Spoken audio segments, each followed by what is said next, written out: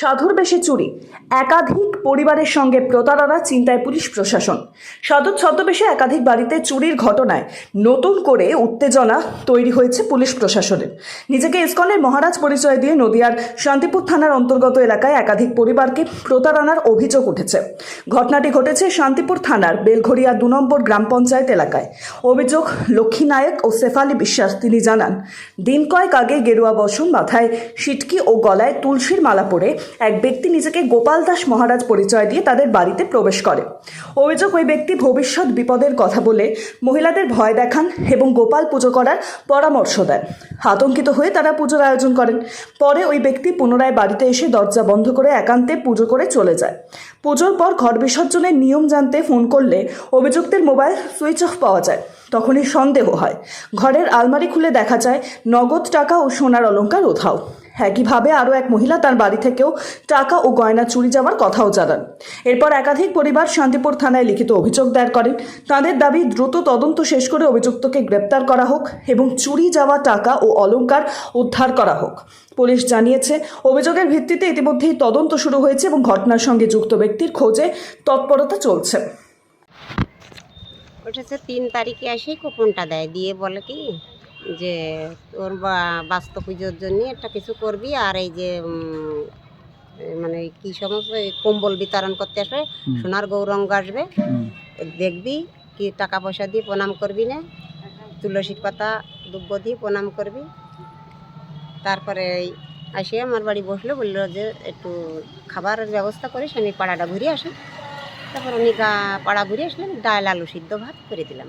উনি এসে খেয়ে ওদিন চলে গেলে, বললো যে বৃহস্পতিবারের দিন সকালে পুজোর আয়োজনটা করিস, তোর বাস্তু ভালো রাখার জন্য একটা পুজো। কি পুজো? গোপাল পুজো।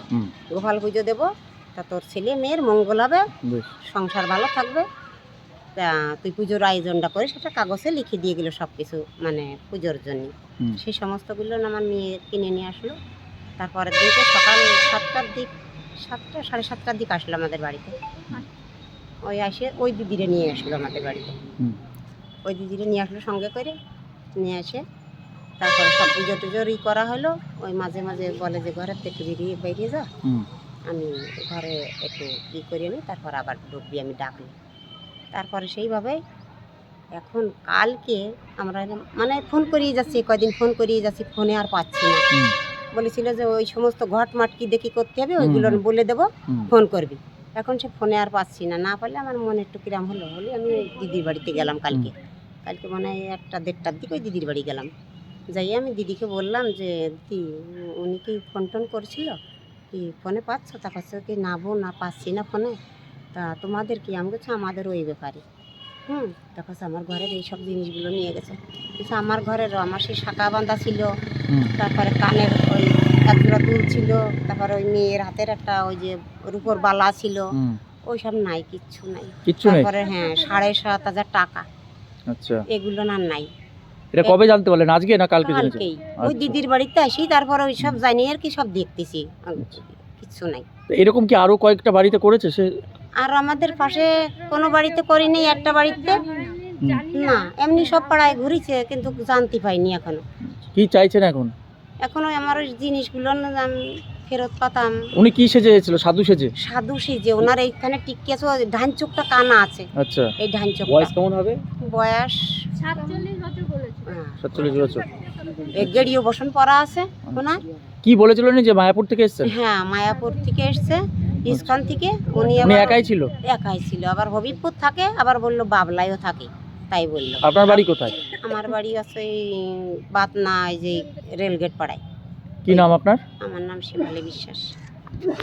আমাদের বাড়ি উনি আসলেন, এসে বসলেন, একটা কুপন দিলেন, দিয়ে কুপন? হ্যাঁ, কুপন দিলেন, দিয়ে বললেন যে সোনার গৌরাঙ্গ আসবে এখানে, সবাই সাধু সন্ন্যাসীরা অনেক আসবে, তো জামা কাপড় দান করা হবে। জামা কাপড় দান করা হলে পরে তোমরা কেউ টাকা পয়সা দিয়ে কেউ প্রণাম করবে না, সে দুব্য তুলসী পাতা দিয়ে প্রণাম করবে। বলার পরে উনি একটা কুপন দিলেন, দিয়ে নিয়ে আমাকে আবার আমার ছেলেকে বকলেন, বকে নিয়ে বললেন তোদেরই লোকজন আসলে কি তোরা বসতেও দিস না? তো বললে নিয়ে এখন বসতে দিয়েছে, বসতে দিলাম, দিয়ে নিয়ে এবার উনি একটা একটা করে আমাকে নানান মানে কথা বলছে, ভয় দেখানোর কথা। কি ভয়, কি কথা? মানে আমার ছেলের অ্যাক্সিডেন্ট হবে, এ হবে, সে হাত হবে। দেখেছিল? না, হাত দেখেনি, এরকম আপনাকে দেখেই বলছে? হ্যাঁ, দেখে মানে ভবিষ্যৎ বলছে, বলে ফেলছে? ভবিষ্যৎ বলছে। আচ্ছা। দিয়ে তারপরে বলার পরে তা আমাকে বলছে যে তোকে একটা গোপাল পুজো বাড়িতে বড় করে গোপাল পুজো দিতে হবে। তা আমি বলছি আমার তো এখন দেওয়ার ক্ষমতা নেই, আমার ঘর দুয়ার সব ভাঙা, মানে আমি বাড়ি থাকি না, আমি কাজ করি। এবার ছেলে আর আমার বাবা অসুস্থ, বাবা থাকেন। এবার ওই ঘর দুয়ার সারাতে আমি বাড়িতে এসেছি, ঘর দুয়ার ভাঙাচোরা ঘর, তো ওর মধ্যেই আমাকে পুজো করতে বলছে। তো আমি গোপালের পুজো করার জন্য মায়ের মন তো, ছেলের অসুবিধা হলে আমারই তো ক্ষতি হবে। এবার তার জন্য আমি বলছি যে গোপালের পূজা কয় টাকা বা খরচ হবে। বলে নি আমি হচ্ছে পুজোর আয়োজন করলাম, উনি ঘরে বসে পুজো করলেন সেদিনই? হ্যাঁ, সেই মানে না সেই দিনই না, পর 29 তারিখে। এটা আগে এসেছিল, পরে আবার এসেছিল? হ্যাঁ, আগের দিন এসে বলে গেল, পরের দিন এসে পুজোটা করতে, মানে আগের দিন সব কিছু বলে গেছে। দিয়ে আমি সব আয়োজন করে নিয়ে এসেছি, দিয়ে উনি 9টার সময় এসে পুজো করবে। দেও ঘরে পুজো করেছে কবে? কালকে? 29 তারিখ। 29 তারিখ, আচ্ছা। পুজো করলো, তারপরে? হ্যাঁ, পুজো টুজো করে ওরা আমাদের ঘর থেকে সবাইকে বের করে দেয়। এবারে আমার শোকেস মোকেস সব তো ঘরে খোলামেলা ছিল, যেহেতু আমি ঘর দুয়ার সব ভেঙেছিলাম। এবার হচ্ছে 29 তারিখে পুজো টুজো করে উনি বেরিয়ে গেছে। যাওয়ার পরে আমাদের বললো যে পুজোর এই জিনিসপত্রে এখন 1 সপ্তাহের মধ্যে হাত দিবি না। তাই আমরা মঙ্গল কামনার জন্য হাতও দেয়নি। এবার ওনার যখন দেখছি যে সুইচ অফ, কন্টিনিউ ফোন করে যাচ্ছি, পরের থেকে দেখছি সুইচ অফ। ঘরেই পুজো করেছিল? হ্যাঁ, ঘরেই করেছিল। এবার সুইচ অফ, ফোন পাই না। এবার মনে একটা সন্দেহ হলো, খটকা লাগলো। দিয়ে কালকে আমরা সকালবেলা দেখছি হচ্ছে ফোন করে পাইনি যখন, তখন 8টা নাগাদ আমরা ফোন মানে দেখলাম যে ঘরের জিনিসপত্র দেখি। ঘর কি বন্ধ ছিল টোটালটাই? টোটালটা বন্ধ ছিল। হ্যাঁ, উনি গেট বন্ধ করে দিয়েছে, পুজোটা দিয়েছে গেট বন্ধ করে। আচ্ছা, তারপরে কি করলেন? দিয়ে আমি কালকে সবকিছু খুলে মেলে দেখছি, এবার দেখি যে কিছুই নেই আমার শোকেসে। কি কি ছিল? 20,000 টাকা ছিল আর এক জোড়া সোনার কানের দুল ছিল। শোকেসটা তালা মারা থাকতো না এমনি খোলাই থাকতো ভিতর? মানে লক খোলাই থাকতো? খোলাই ছিল, ভেঙে গেছে। 20,000 টাকা ছিল, আর কি ছিল? আর এক জোড়া সোনার দুল। সোনার দুল ছিল, সেই নিয়ে দৌড় মেরেছে? সে নিয়ে চলে গেছে। আচ্ছা, ওই এই এবার আমার সেই জায়গায় আমার নামে একটা সিমও তুলতে বলেছিল, বলেছে এই সিমটা তুলবি, এটা বিপদ তোর কেটে যাবে। আমি তো আর অত বুঝিনি। এবার সিমটা তুলতে বলে, এবার সিমটা উনি নিয়ে যাবে বললো, আমাকে পরে দিয়ে যাবে। সিমটা আর দেয়নি। সিমটাও নিয়ে গেছে? সিমটা নিয়ে গেছে। ওই কোথা থেকে এসেছিল উনি বলেছে? উনি মায়াপুর স্কনের থেকে এসেছিল। ওনার সাজ পোশাক কেমন ছিল? ওই মায়াপুর ইস্কনের সাথে তো মতোই? মায়াপুরে ওই রকমই সাজ পোশাক ছিল। উনি বলেছে কি নাম জানো? গোপাল দাস মহারাজ। গোপাল দাস মহারাজ বলেছেন নাম? আবার হচ্ছে হবিপুর ইস্কনে থাকতো, মানে মায়াপুর থেকে এসে হবিপুর ইস্কনে থাকতো, ওইখান থেকে আবার বাবলায়ও থাকতো। আচ্ছা, দুই জায়গায় কথাই বলেছিল। আচ্ছা, হঠাৎ আপনার বাড়ি ঢুকেছিল? হ্যাঁ, পুরো পাড়া ঘুরেছে উনি একাই? হ্যাঁ, উনি একাই সবাইকে কুপন দিয়ে বেড়াচ্ছে। এবার আমার বাড়ি, কুপনটা কিসের কুপন ছিল? যা কাপড় চোপড়, এই যে হ্যাঁ, কিসের কুপন? এই যে বস্ত্র বিতরণ। ও আচ্ছা, বস্ত্র বিতরণ। আপনার বাড়ি কোথায়?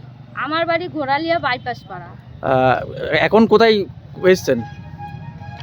এখন আমি এসেছি থানায়, এসেছি কেস করতে, অভিযোগ করতে। কি চাইছেন আপনি? আমি চাই আমার জিনিসপত্র আমি খুঁজে পাই, আর মানুষের সাধারণ মানুষের আর ক্ষতি না হয়। তাহলে সাধু সেজে এসে চুরি করলো? কি নাম আপনার? আমার নাম লক্ষ্মী নায়েক। লক্ষ্মী নায়েক। এটা আমি জানতাম না। আজকে সকালবেলা আসে ওনার এসে বলে যে আমার এরকম চুরি হয়েছে। আমি বললাম তাহলে চুরি যখন হয়েছে তাহলে বিরুদ্ধে কোনো স্টেপ নিতে হবে। তাই বললাম শান্তিপুর থানায় গিয়ে জিডি করতে হবে, এরকম তো তোমাদের সাথে হয়েছে, অন্য কারোর সাথেও ঘটতে পারে, তো সেই জন্যই থানায় আসা। যেটা জানা যায় যে সাধু সেজে এসেছেন উনি, তো দীর্ঘদিন তো ঘুরে বেড়াচ্ছিল, তাহলে ওখানকার সিসিটিভি ফুটেজ তো চেক করতে পারেন না? ওখানে সিসিটিভি আছে, এখন তদন্ত সাপেক্ষে যদি লাগে সেটা করতে হবে। কি চাইছেন আপনি? আমি চাই যে ধরা পড়ুক, শাস্তি পাক। আপনার নাম? আমার নাম বর্ণালী বর্মন, বেলঘুরিয়া টু গ্রাম পঞ্চায়েতের প্রধান।